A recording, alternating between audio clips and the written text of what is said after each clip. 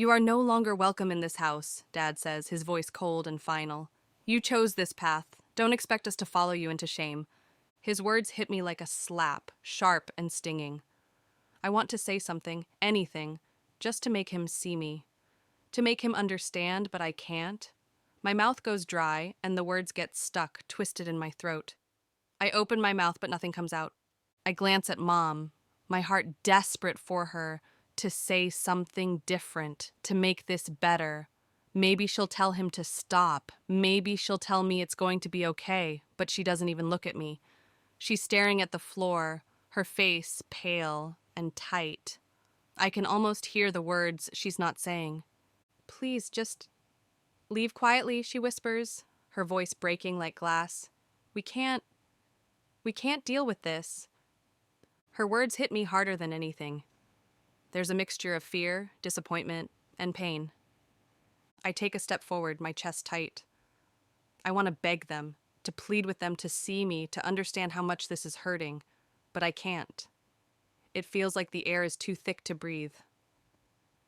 But then Dad speaks again, and it cuts deeper than before. It's bad enough you wear makeup and dress up in your mother's clothes here at home, but outside, his eyes burn with something darker. That's the last straw. We've warned you over and over, but you refuse to listen. Our neighbors are talking, the church is talking, and people are laughing at us because of you. He stands up, his fists clenched by his sides. His voice lowers, cold and dangerous. If you want to stay under this roof, you'll renounce that devilish mindset and start dressing like the man you are. But if you won't, then you're no longer welcome here. The words are like punches, and I feel each one hit me. Then Mom speaks again, her voice shaky, barely a whisper. We've packed your things. No need to pack. Just take it and leave. Her eyes never meet mine. Dad moves past me toward the hallway. I hear the sound of boxes being dragged. I don't even know what's inside them, but it doesn't matter. Everything I own is in there. Everything I am, everything I've been, everything I wanted to be, and it's all leaving with me. I turn to look at her one last time, but her eyes stay glued to the floor. She's not even crying. She doesn't even care enough to look at me. My heart breaks into pieces, but I don't have the strength to cry. I don't have the strength for anything anymore. I grab my boxes and my bag. It's all I have left. My hands shake as I hold on to them. I want to scream. I want to throw it all at them. I want them to hear me, but I stand there, frozen. The door feels miles away. Each step I take toward it is heavier than the last. The weight of everything I've lost presses down on me, making it harder to breathe. I finally reach for the handle. I look back, just once, but no one says goodbye. Not really. I push the door open. As it slams shut behind me, I know it's not just the door that's closing. It's everything. My name is Jamie, but I love being called Lady J. It feels right and feels like me. But no one else seems to think so, not my parents and not even my friends. I'm 20, but it feels like I've been fighting this battle inside me forever. I was the obedient son, the one who kept his head down, followed the rules, and made my parents proud. On the outside, I was everything they wanted, but inside, a storm raged, fierce and relentless. Every day, I fought the widening gap between who they wanted me to be and who I knew I truly was. I wasn't supposed to feel this way. I was supposed to be a man who is strong and stoic. Instead, I felt trapped in a body that didn't belong to me, and wearing a costume stitched by someone else's dreams. I buried it all, smiled when they praised me, and hid the real me in secret notebooks full of messy doodles and daydreams. But hiding can only last so long. One night at dinner, as we sat around the table, I decided it was now or never. My hands trembled under the table. My heart slammed against my ribs like it was trying to escape. Mom, Dad, I said, my voice thin and shaking, there's something I need to tell you. They looked up, smiling, clueless. I forced the words out, each one feeling like it scraped my throat raw. I'm not who you think I am. I've always known, deep down, I wasn't meant to be a man. I'm a woman, and I know it in my bones. And someday soon, I'll take steps to align my body with who I truly am. Don't worry about the cost. Um, I'll pay for it myself. There was a loud silence. Not the peaceful kind, but the kind that presses on your chest and squeezes the air from your lungs. Dad's face darkened first, his jaw clenched, and his eyes hardened into something I barely recognized. "You're joking, right?" he said, voice low, sharp enough to cut. "I will have no abomination in my house. If you want a roof over your head, you'll forget this nonsense. It's a phase and will soon pass. You need to stop pretending and living in delusion." Mom didn't speak. She just stared at me, tears pooling in her eyes, but no words, no reach across the table, no "I love you no matter what." Just silence, and a wall between us that hadn't been there before, but now felt permanent. And in that silence, I realized something. Maybe this was the real storm, and maybe, finally, it was time to stop being afraid of it. Dinner ended that night, but it didn't feel like dinner. It felt like a goodbye. I knew then that I wasn't welcome in their world anymore, that their love came with conditions. So I kept everything hidden. I still experimented at home, dressing up in my mom's clothes when no one was around, just makeup at first, just a little bit of mascara, and maybe a little foundation to feel like I was actually seen for who I was. But soon it wasn't enough. I started adding lashes, then lipstick, then everything. I couldn't stop. I needed to be me, even if it was just in secret. But soon, even the secret wasn't enough. I needed to be known. I needed the world to see me, and I was tired of hiding. It wasn't a one-time act of courage. I kept going back out, again and again, because hiding was killing me faster than their judgment ever could. What I didn't realize was that, for my parents, my honesty was unforgivable, even if it meant losing their only child. Back to the present, after my parents threw me out, I tried to reach out to my best friend, the one I trusted with everything. I called her hoping she'd understand, that maybe she'd tell me everything would be okay. But when she picked up, there was no warmth in her voice. "I can't be friends with you anymore," she said. "I can't deal with all of this. People are talking about us, and it's too much. I'm sorry, Jamie." I could hear her breath, but I couldn't think of anything to say. I wanted to beg her, but I couldn't. I just stared at the phone, feeling my heart break into pieces. And just like that, she was gone. One by one, all my friends stopped answering my calls. They stopped looking at me. They couldn't handle the idea of being associated with me. They said they were scared of what people might think.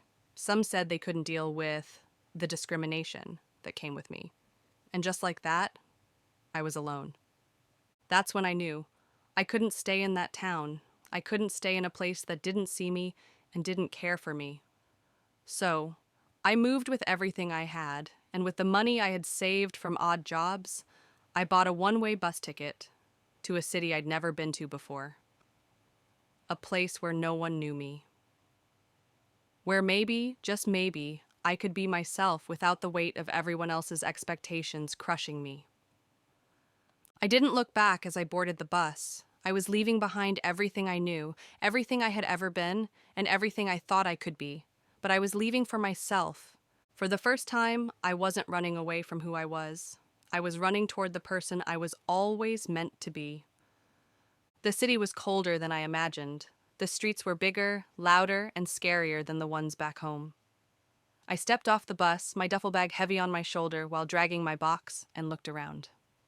Everything felt foreign, like I had stepped into a world where no one knew my name and no one cared to. The buildings towered over me, gray and cold, as if the city itself was trying to swallow me whole. I had no plan, no friends here, just the hope that somehow, some way, I would find a place where I could be myself without hiding anymore. But as I walked through the busy streets, I realized I was still the same, lost and small, but now even more invisible. I ended up at a shelter. It wasn't much. The beds were cramped and the air was thick with the smell of sweat and desperation. People came and went, some looking for work, some just trying to find a meal. I could feel the weight of everything, the feeling of being unwanted and out of place. But at least here, no one knew my past. No one knew the old Jamie, the one they all rejected.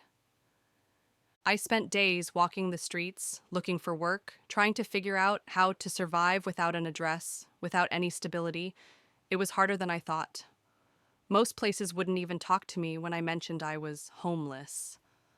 The world seemed like it had turned its back on me, just like everyone else had. But I couldn't give up. I needed to find something. Then, finally, I found it. A small diner, located on a quiet street corner.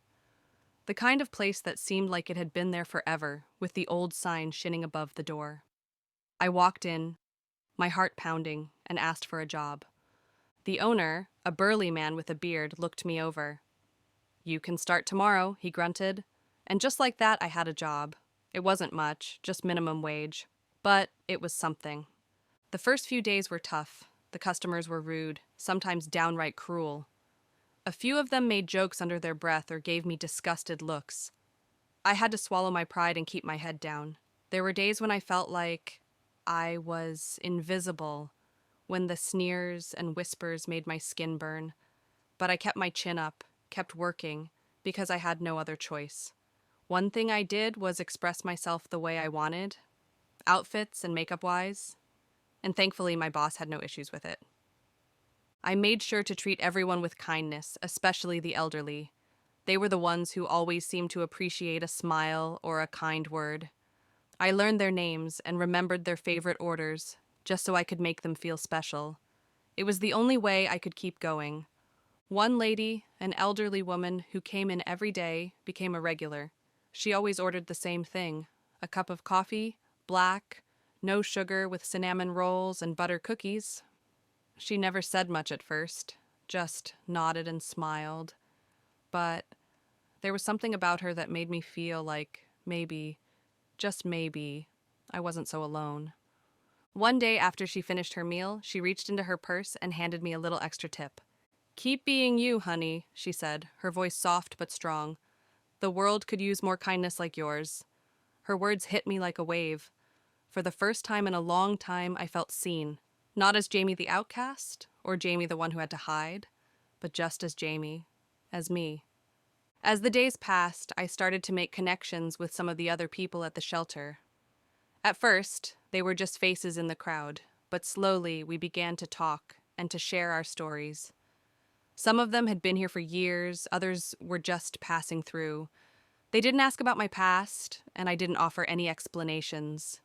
It was like we all understood that we were just here to survive, to find a place to belong, even if it was only for a little while. One woman, an older lady with a gentle smile and a kind heart, took me under her wing. She showed me how to navigate the city, how to make the most of the little things, and how to keep going when it felt like everything was falling apart. "We all have our battles," she told me one night as we sat on the steps of the shelter, looking out at the city. "But you keep fighting, you hear me? You're stronger than you think." And I believed her. I didn't feel strong most of the time. I felt broken, like 1,000 pieces scattered across the city. But she made me believe that maybe I could put myself back together. Maybe this city could be a place where I could start again. Each day at the diner was still a fight, but it was a fight I was starting to win. I was still scared, still unsure of myself at times. But I wasn't pretending anymore, and for the first time in a long time, I was starting to feel like maybe I could make it. The city didn't feel as cold anymore. It didn't feel as lonely. I wasn't just Jamie anymore. I was Lady J, and maybe that was enough for now. One night, while we were sitting in the shelter, my friend, a woman named Rosie, turned to me with a suggestion. "You should document your life," she said, her voice soft but firm. "I bet people would listen. Maybe they need to hear your story."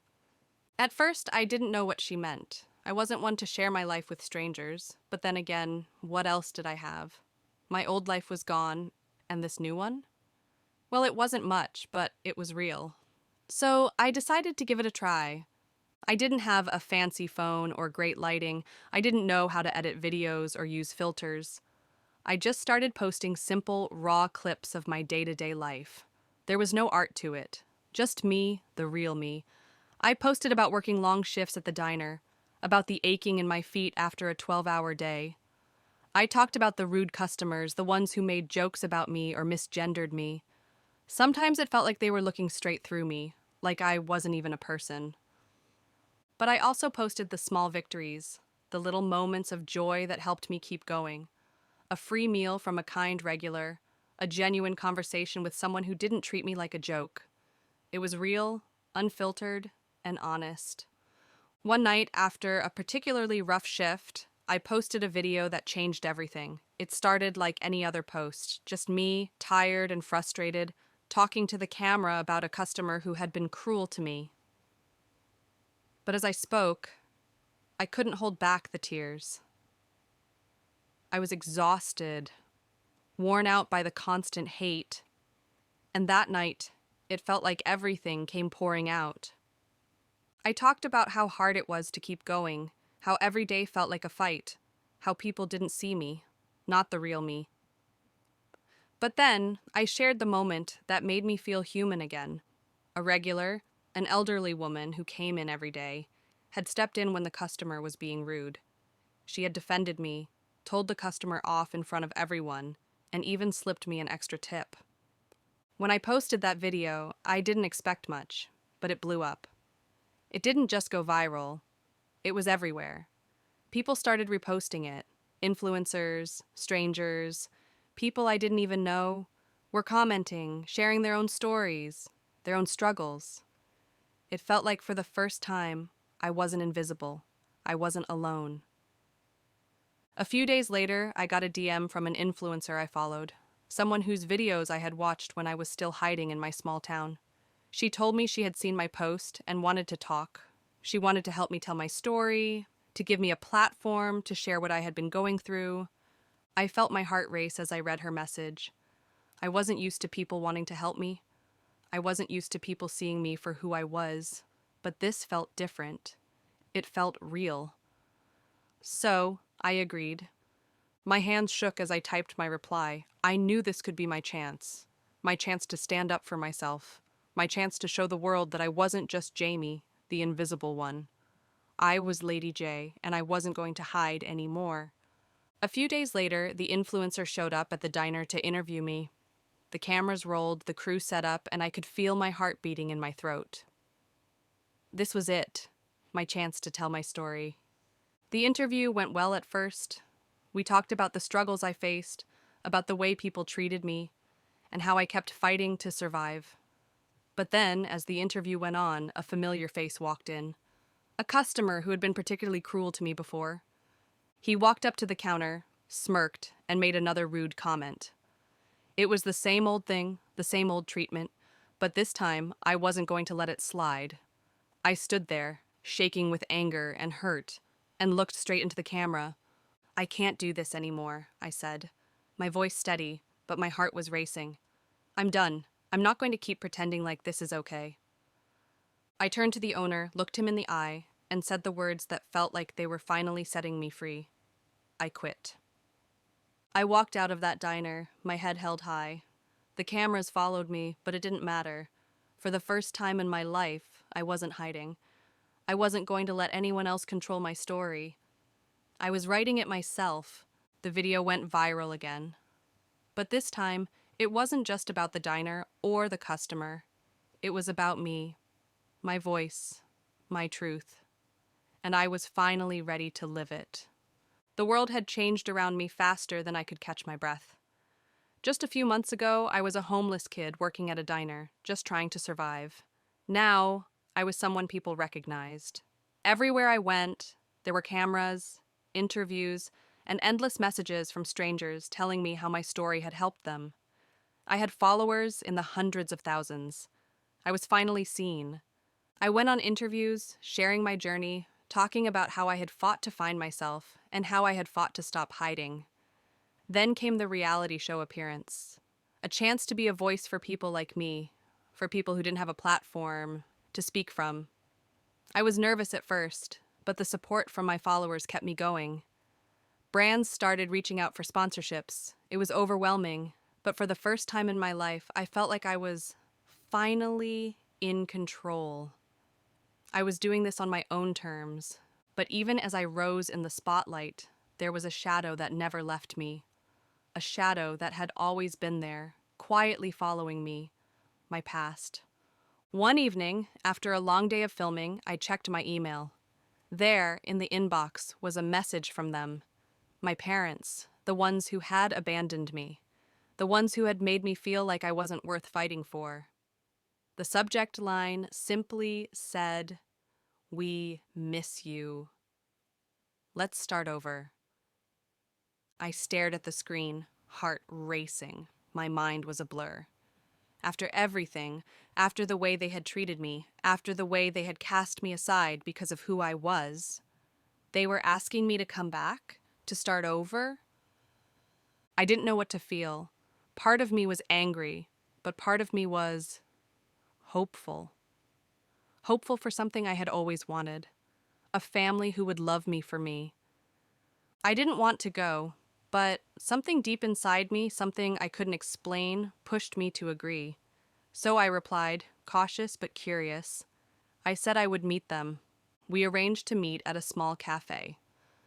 When I walked in, they were already sitting at a table, looking small, unsure. They didn't look like the parents I remembered. They looked afraid. I sat down slowly, the chair scraping against the floor. There was an awkward silence. I didn't know where to start, what to say, but I knew one thing: I needed honesty. "You wanted to start over," I said, my voice trembling but steady. "So let's be honest, why? Why now?" My dad shifted in his seat, glancing at my mom. They didn't look at me. They couldn't. I, I, he started, his voice low and shaky. "I'm gay, Jamie. I've always been. I was just too scared, to be honest. I thought if anyone knew, they'd turn their backs on us, on me and our family. How do I know that you're not making this up just because you want to be in my life now after seeing the wealth and fame?" I asked him. He has always been, and I knew before I married him. The marriage was just so that people wouldn't talk, and everything will be kept under wraps. We live in an open marriage, and I am so sorry for you to find out this way, my mom said, amidst heavy tears. I sat frozen. The words hit me like a slap in the face. He was gay?